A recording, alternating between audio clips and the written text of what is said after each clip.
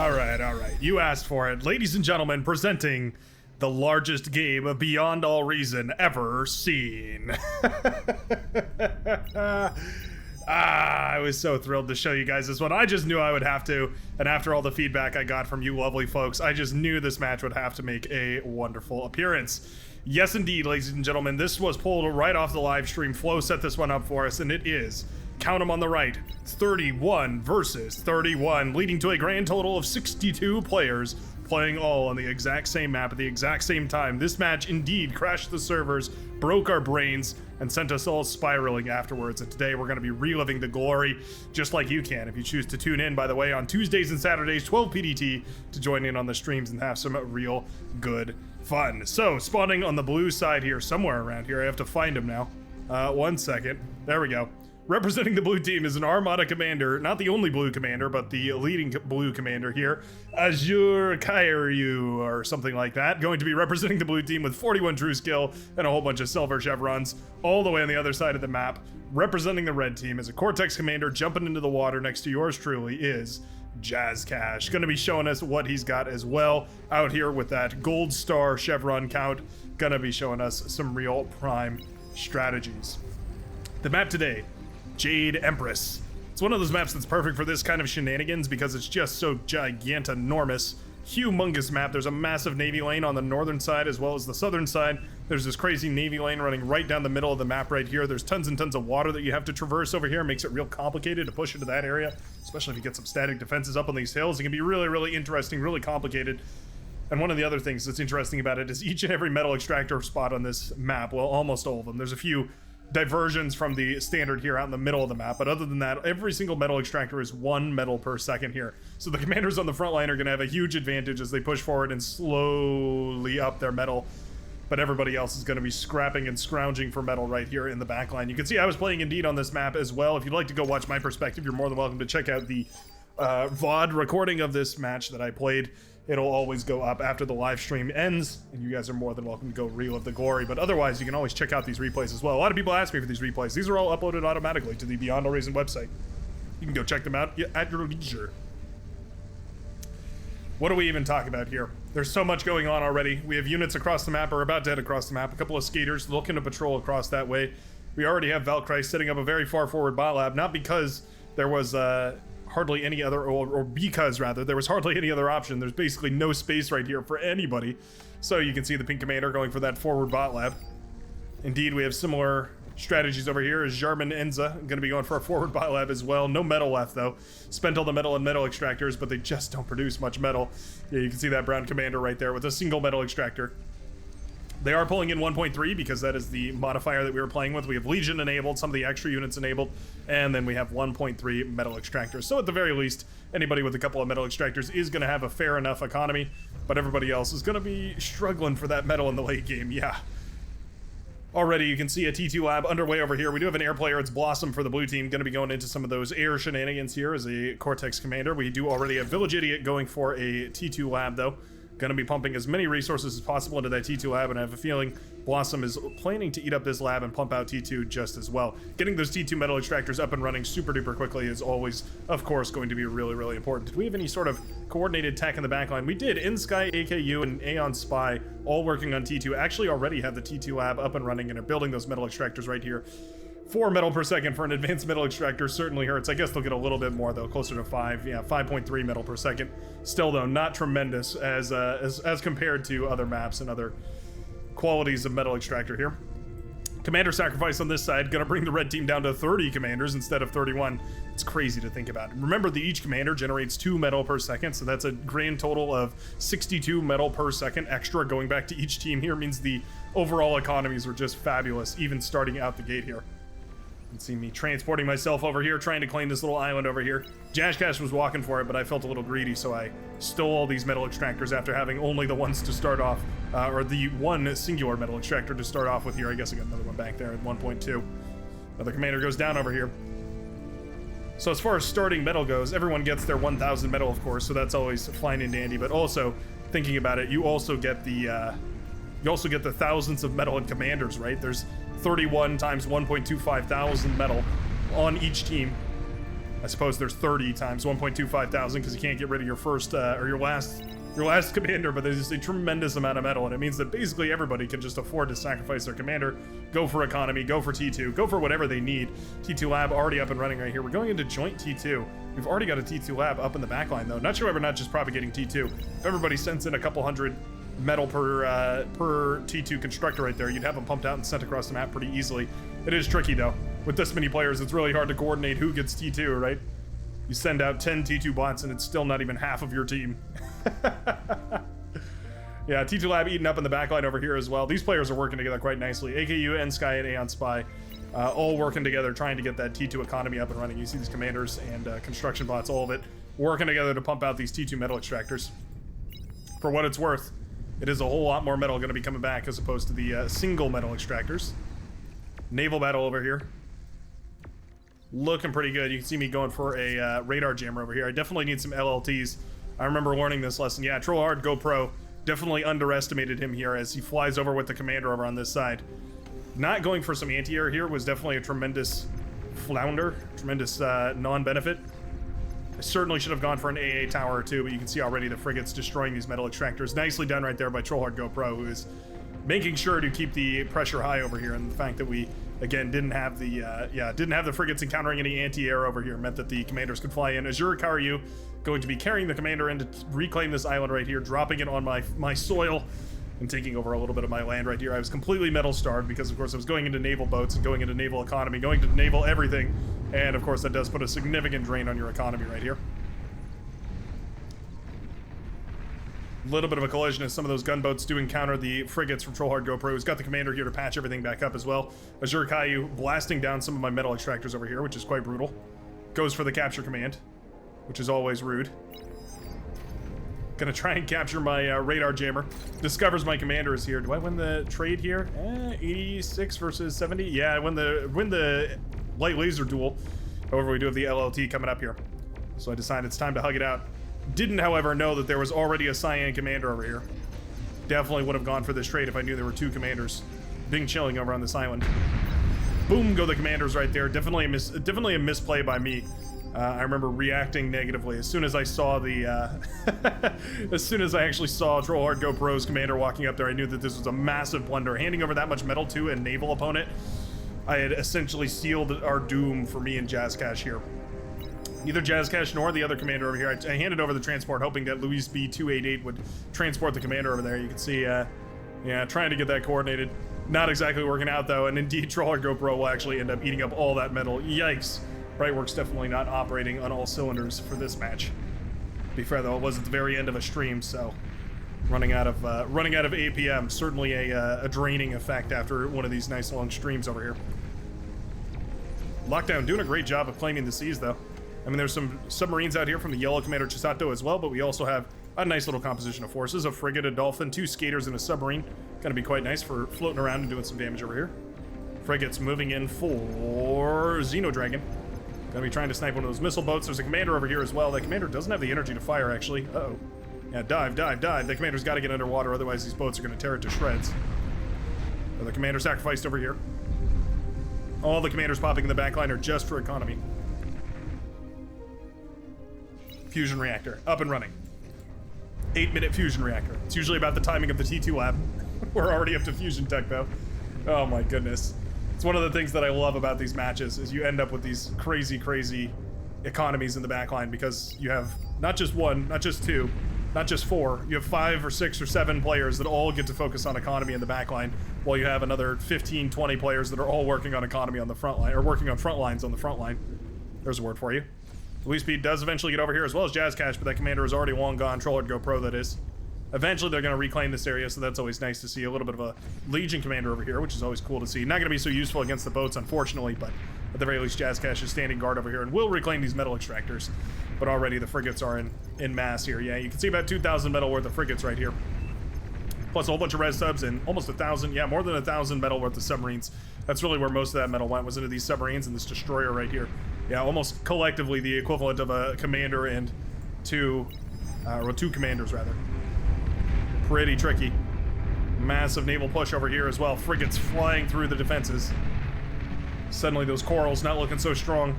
So many frigates over here. My goodness, we even have a couple of destroyers in the back end of this. 7,000 metal worth of T1 boats. Oh no. Absolutely brutal, and our navy has been crushed over here on the northern side.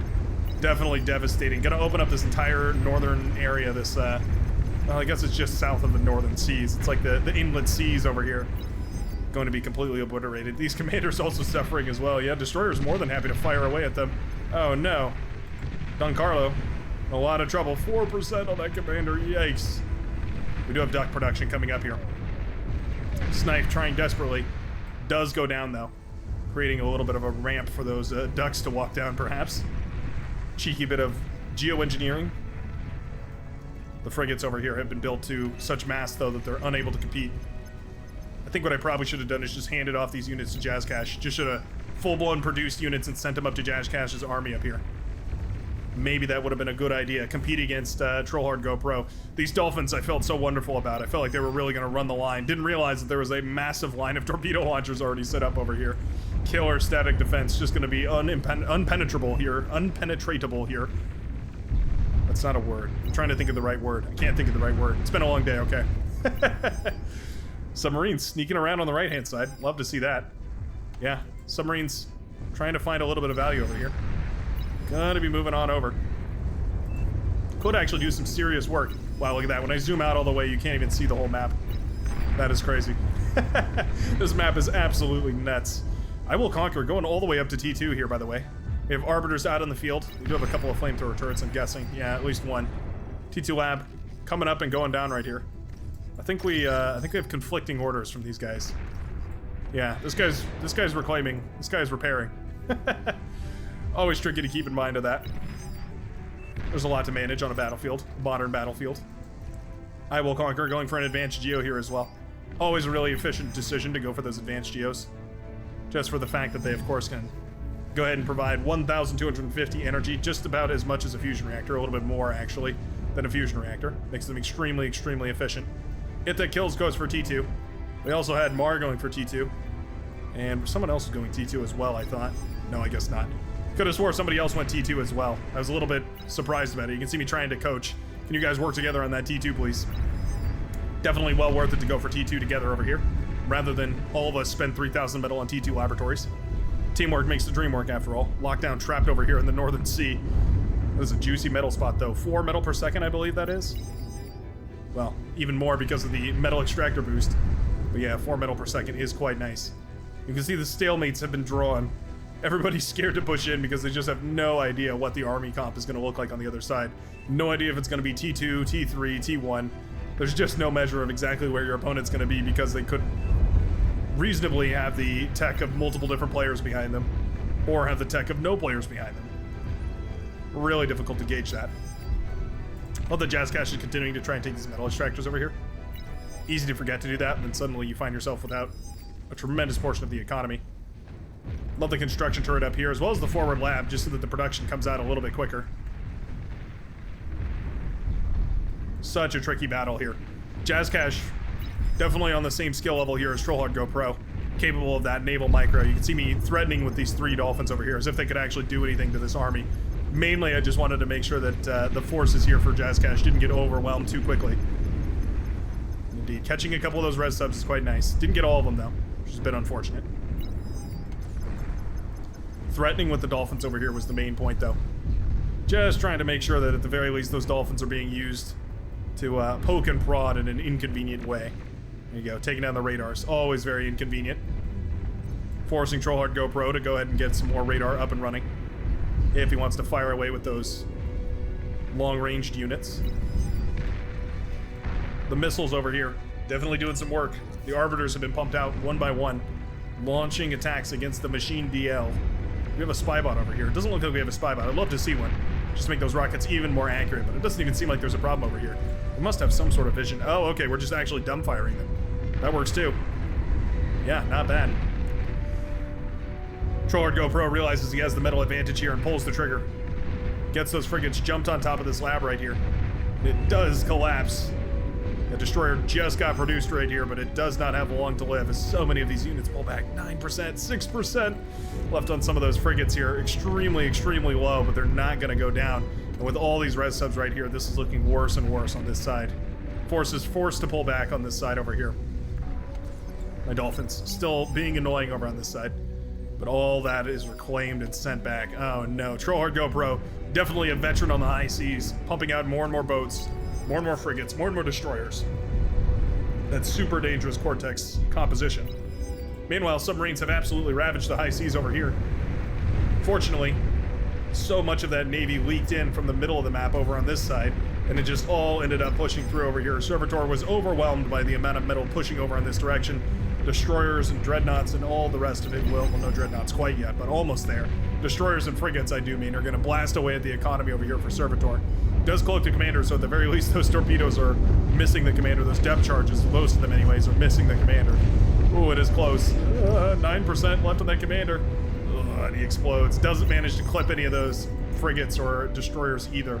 It's usually the ideal situation for what you're looking for. T2 is out and about here. We do have heavy tanks.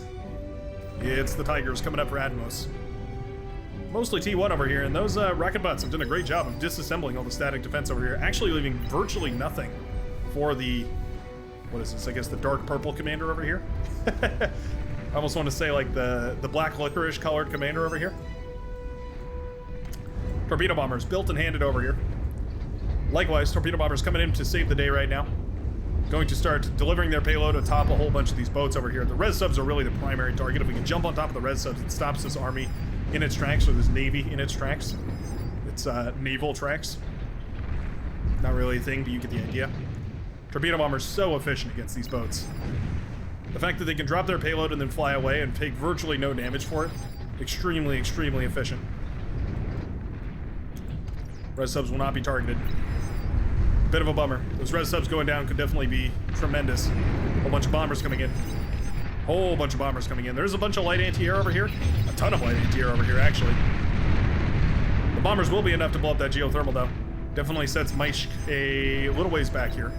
Not the end of the world because those light anti-air took out so much of this. Yeah, but those bombers are going after the AGO over here as well. Ooh, do they have enough? I think they do. Oh, just barely not. 21% remaining on that geothermal. Only going to take one more bombing run. Air is not pulled yet. Oh no, air was never pulled, and that AAGO is forfeit. Beautiful little bombing run right there by Blossom, finding an open, exposed position, going through and sniping two of those geothermals right there. Absolutely shouldn't have happened, but in a match like this, the chaos is overwhelming.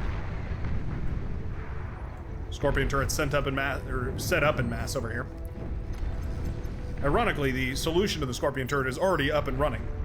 It's just a matter of actually having vision over there, so I'd love to see a spy bot. We do have an advanced fusion that was set up over here. Ironically, that was counteracting the effect of losing that AGO, so that's always quite nice. But yeah, the boats have now ravaged us on the other side. Torpedo bombers eventually going to help clean a whole lot of this up, but this was absolutely devastating. You can see our entire northern side has been ravaged right here, and the res subs are here to eat up all that wreckage as well. Excellently done right there by Xeno Dragon to remember to include a couple res bots in order to keep the reclaim coming in and keep the metal coming in. And torpedo bombers, counter torpedo bombers over here to shut all these down. As much damage as was done to the army of Trollhard GoPro, equivalent or more amount of damage was done to this army as well. No fighters were pulled over in this direction. Who's in charge of these fighters right here? Put a name to it. Devaloba, in charge of the fighters over here. Hard to tell even where they're coming from. Somewhere in the back lines here. There we go. I think this is where a lot of the fighters are coming from. Looks like we have a T2 lab as well, so it might be microing an army on the front lines just as well as trying to control some airplay. One of those things you struggle with, I suppose, as you as you start to get into these higher player matches. Becomes clear, less and less clear who is actually responsible for what. Jazz Cash taps out of the game right now. Realizes with the entire Navy down, it's going to be a pretty difficult fight to come back to. Fighters did eventually push back the torpedo bombers, though.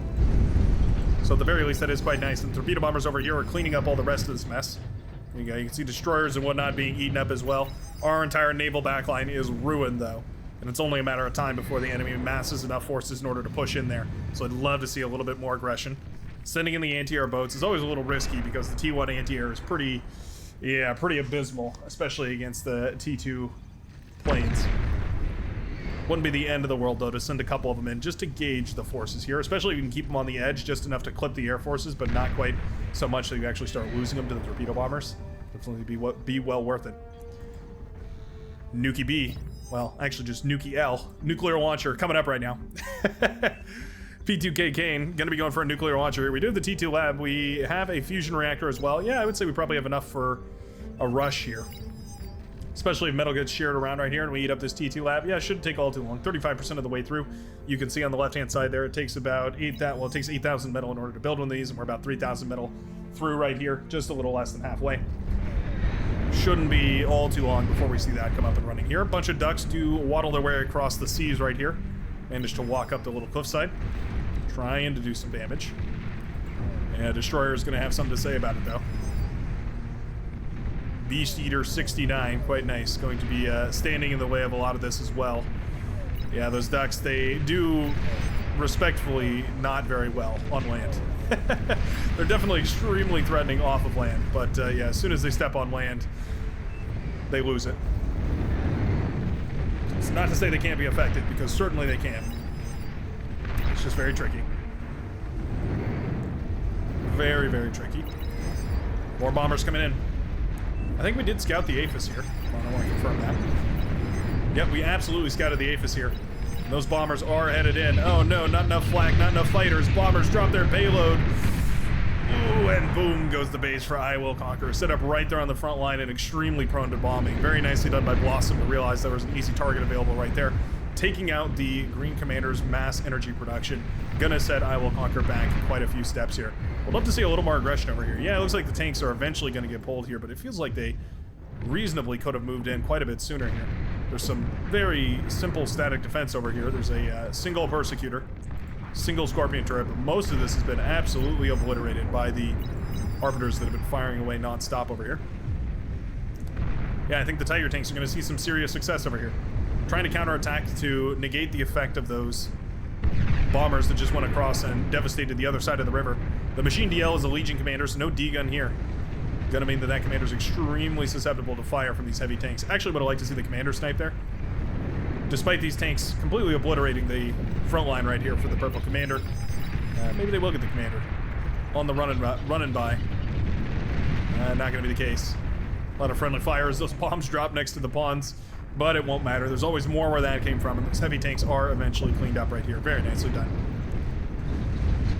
Torpedo bombers colliding with everything in the ocean, or trying to at the very least. Nice use of transports over here. Yeah, transports paralyzing a lot of the anti-air over here, actually. Shutting it all down so that we can actually, torpedo bomber, rather, hold us. Devil Loba setting up a little naval wall as well. Nice little naval blockade. Very nice. Hard GoPro's commander even lurking out here a little too far forward. Torpedo bombers not the most accurate things in the world, but eventually they will get it done. Commander goes down, and indeed the forces right here for the Cyan commander are dealt with. Now fighters are being pulled across the way here. You can see the bombers were sent over in this direction, which is quite nice. Another round of torpedo bombers will collide with all of these engineers over here. That was definitely the prime target. But the fighters are pulled alongside with the anti-air boats, which are being built in mass right now, and that will mean that it is the end of the torpedo bomber era, the T2 constructor ship, the last target right here to make sure that at the very least, more of those cheeky T2 metal extractors will be coming up here. Fighters, or bombers rather, going down right there definitely hurts a little bit. You can see the res subs were pulled out of duty. We're trying to rebuild in the backline here. I just sent them to go reclaim so we could try and do something about it. Blue team should be well onto T3 era by now. Yeah, indeed. T3 just coming up right here for Azure Carrillo. Azure Carrillo? Feels so bad. I feel like I've been butchering that name this entire game. Has a fusion reactor. Actually, it's 2 fusion reactors. Wow, what a beautiful blue color as well. Absolutely lovely. Hold on, I want to get a nice screenshot of this. There we go. I just realized this isn't even the blue team leader. This is Chomutov Sky. Is it Shigar? Might be Shigar. Hard to tell. There's so many blue all over the place. Ooh, nuke is up in the air. Uh-oh. Uh-oh. Massive nuke right on the front line right there. Wipes out the T2 lab, the T2 metal extractor, and all the T2 army for Atmos. Indeed. frowny face is well deserved right there. Frowny face goes down. The tactical frowny face, and Atmos is now feeling the burn as that nuclear launcher does connect immediately right underneath where an anti-nuke was coming up and about to be built. Just finished right here, but obviously didn't have the nuclear or the anti-nuclear payload charged. So indeed, that nuke will connect over there. Beautifully done right here. Very, very nicely done. Oh, that's right. There's the blue team leader over on the front lines, leading his team to victory from the very front lines. Big Marauder run by coming in on this side. We did have EMP bombers at some point. I would note, yeah, a couple of them are flying over in the ocean over here. Fighters from all over the place here. You can see so many different colors of fighters all over. We have these sort of tan-colored fighters. We have these dark pink-colored fighters. We have the yellow-colored fighters, the maroon-colored fighters. Everybody is building fighters right now. I think those bombing runs definitely scared everybody. Commander goes down over here, sniped by a destroyer. Yikes, that's definitely not what you want to see. The heavy transports are here to save the day. These are the Legion heavy transports. They're called strongholds, and they have a lot of DACA to say about these Marauder pushing through the base. The Marauder managed to take down the T2 lab over here, as well as some of the other productions, metal extractors, energy converters, all sorts of stuff like that. Transports up in the air, though, are going to start blasting away at a lot of these, paralyzing as many of them as possible. Chisato here to degun as well, trying to clean up as many of these Marauders as they can. Another fusion reactor pops right there. That definitely hurts quite a lot. Ooh, Marauders do get the energy converters. They're aiming for that fusion reactor. They know it's a juicy target. Not going to happen, though. All said and done, a nice bit of damage right here from the Powder Blue Commander. Doxed. Yeah, wiping out 1, 2, about 3 bases right there. Very, very nicely done. Another nuke is launched. Directly into the back line. Boom goes the economy of the Brightworks, popping all my, or well, the vast majority anyways, of my tidal generators. Very rude, very not chill. You can see indeed I had suddenly a whole lot of metal over here. Most of it coming from the reclaim of this battlefield, which there was actually no units to deal with, so that was quite nice. Able to, yeah, reclaim a whole bunch of metal off of the bottom of the ocean floor right here with no paladins or anything to stop me from doing that. Definitely could have been a nice T2 lab if it hadn't just been blown to smithereens by the obliterating effect of a tactical nuclear warhead. There is a T2 lab up, by the way, so we definitely should get some T2 boats up and running, if at all possible. Reed Suite transporting the commander over here, maybe even walking the commander over here. Either way, it finds itself way out of position and does get caught by a couple of those gunships flying around up in the air. Very nice to see. Was the Marauder damage game ending, is the question. 1, 2, 3, 4-ish bases going down right there. Definitely hurts quite a lot, but it definitely didn't upset the major tech centers. For instance, over here, where we do see indeed Amalek is going for some of those Marauder already. Obviously a good move. Fighters are pulled up towards the northern side. I suppose there's enough anti-air over here, so we figure it's not worth it. Sharpshooters over here. Okay, quite nice. We do indeed have a missile launcher of some sort. I'm not sure exactly what it was. Something launched a big missile over there. Am I blind right now? I must be blind right now. Can't figure out what actually launched that missile, but either way, something collided with those sharpshooters. Other than the missile, though, there's really not anything to push back these sharpshooters here. Shotgunner's quite good against sharpshooters, actually. It's a weird kind of matchup, but because they have their little shield in front, they can actually tank sharpshooter shots quite nicely. It's kind of a weird engagement, but you actually can produce enough. You can produce sharpshooters. Sorry, you can produce shotgunners faster than you can produce sharpshooters, and it does mean that because the sharpshooters take so long to fire and recharge and produce, you can actually outproduce a sharpshooter player just by producing mass shotgunner. It's a weird dynamic, I'll admit. It's a very strange dynamic. Definitely an effective one, though. Yeah, these strongholds actually putting in some work right here. How much did these cost in total? 11,000 metal and strongholds right here. So not a cheap defense by any measure. But if you consider the amount those Marauder cost, you know, about almost 1,000 per piece. 970 metal per piece. Definitely an expensive army going up against another expensive army. Gunship's much more reusable, though, I'll say. A couple more torpedo bombers available. I'm very slow to the pull right here. Yeah, there you go. You can see the torpedo bombers finally sent forward to try and catch all these. But my goodness, is there some anti-air over here. In total, 10 anti-air boats. Gonna be more than enough to shut down any of these torpedo bombers over here. Yeah, you can see I start pulling them back immediately. Gonna be so careful with these. Essentially, you want to fight command them as soon as they get within range to drop their payload, and then pull them back immediately. So you can see me doing that, or trying to do that anyways. Theory will only take you so far, and unfortunately the execution is just not quite spot on. Razorbacks breaking through this line. We've had the discussion about Razorbacks and where they fit, and this is not the line for them. Still, though, doing a decent enough job. There is a Razorback out already for the dark brown player, the what do we want to call that? The orange brown player. Colors, man, they're complicated with this many players in the game. There's a lot of repeats and a lot of close ones and a lot of colors that just don't feel like they should be on the other team, right? There's a couple of those. Aaron, for instance, feels like that's definitely more of a red than a blue. Kane definitely feels like more of a bluish hue than a red. You get the idea. Razorback here did not go down. Manages to snipe a commander over here. We do have Starlights rolling out, and those are ideal against the Razorbacks right here, but there's also that massive army of pawns moving forward. Going to be associating with that Razorback and being, well, lovely for keeping it well guarded. Particularly against commanders, of course, is one of the main things that those pawns are going to be on the lookout for. But also just great for leaking through when all you have are Starlights or Sharpshooters or those other super high damage but very low fire rate units. We do have a beamer turret coming up, and that's definitely an effective solution here. 6 or 7 beamer turrets can actually shut down a pawn spam extremely efficiently. These Razorbacks are continuing to push in. My goodness. The Stronghold are a beautiful sight to see. If you're a fan of the Daka, as am I, definitely a beautiful, beautiful unit. You can see the trigger has been pulled over here, by the way. Advanced torpedo launchers were thrown up in a panic to try and shut down a lot of these units. A couple of submarines do sneak their way on through. A lot of anti-air, though, blowing up a bunch of the fighters that are patrolling around over here. Still some submarines out and available, which is always dangerous to deal with. Advanced torpedo launchers, man, do they sting. Naval units have a really hard time keeping up against them. See a lot of economy popped over here. Trying to keep up with the action all around the map, but I have to apologize. It is just so many different sided. Everybody and their mother is getting into a fight right now. We do have a Thor over on the front line, as well as some Vanguard crawling their way up this hillside. Love to see the Vanguard more so than the Mass Razorback. Not to say the Mass Razorback wasn't fairly effective. This entire front line has been obliterated here, but it came at an extreme cost. The Thor-Vanguard combination is quite a bit more potent because, of course, this Vanguard can reach out quite a bit further, and the Thor just has so much more sturdiness. It doesn't really mind the friendly fire that those Vanguard are essentially destined to commit.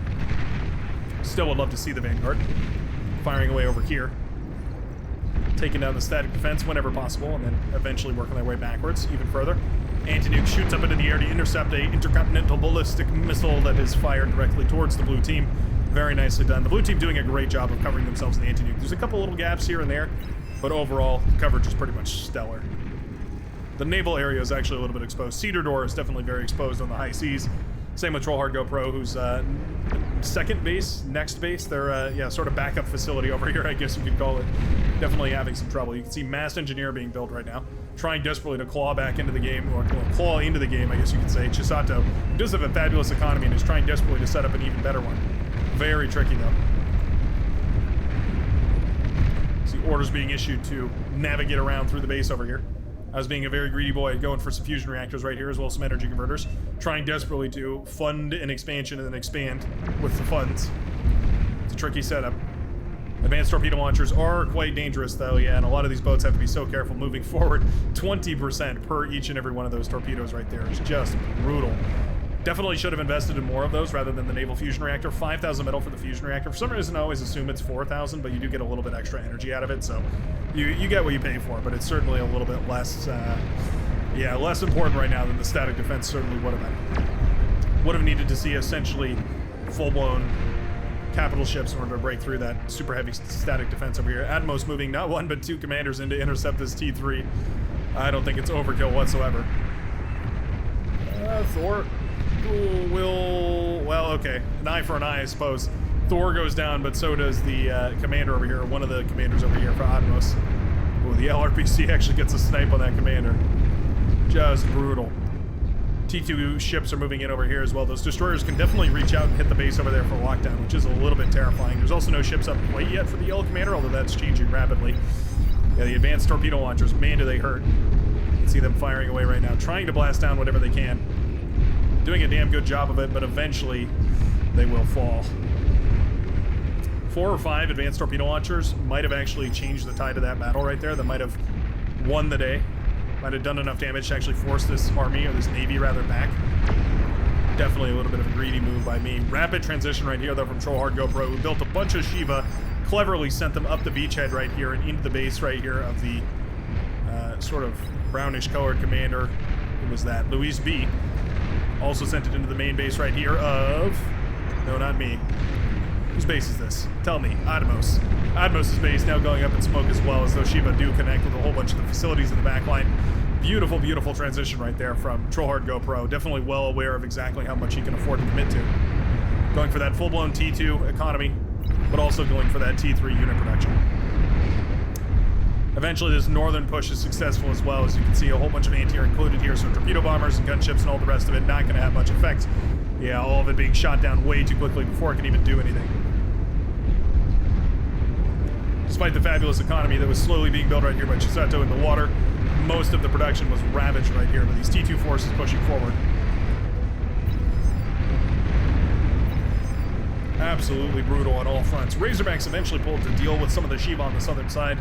The economies are so out of whack, though. You can see the blue team pulling in about 4.4 thousand, whereas our team only pulling in about 1.6. The economy disadvantage has been growing and growing and growing this entire match, and now we're slowly but surely starting to feel it as the T3 units start to creep forward, and there's just no appropriate response that we can muster up in order to deal with all this. The economy growth was fabulous in the backline, but unfortunately, just not growth enough.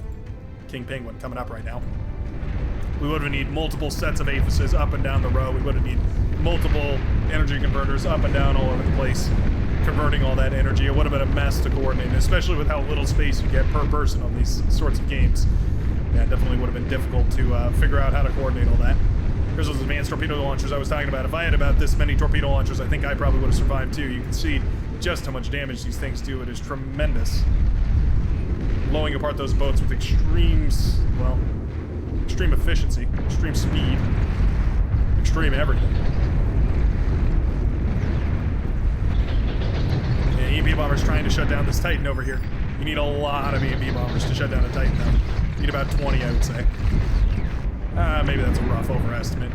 Seems like about 5 or so was able to do it, more or less, over multiple bombing runs, but the Titan is fairly resistant to it. Not completely resistant like the Thor or the Juggernaut, Behemoth, but fairly resistant to it, just by the virtue of it being such a massive unit. The epic late-game unit of the Armada faction.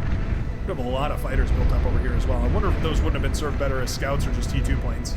You can see a huge T2 wave over here. These are all Highwinds, the T2 Armada fighters right here.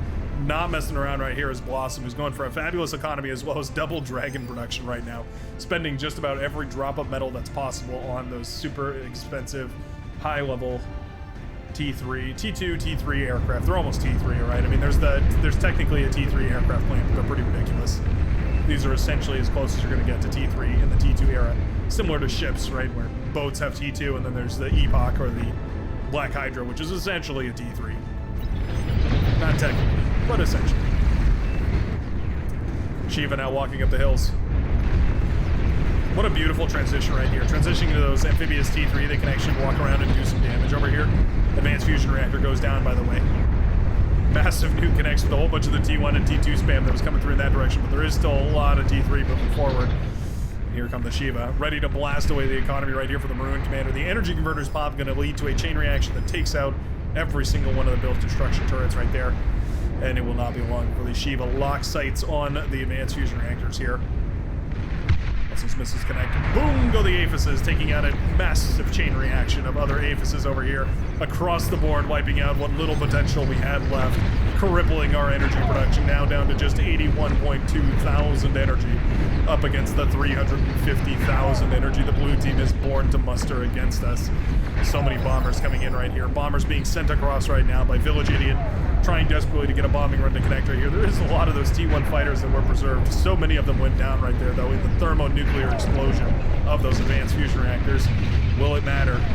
Bombs are dropped, Aphis is popped, and nothing is left right here. Titans and Juggernauts, well, no Juggernauts actually. King Penguin blasting away. That's quite funny. Yeah, do it a couple percent per blast, actually not bad.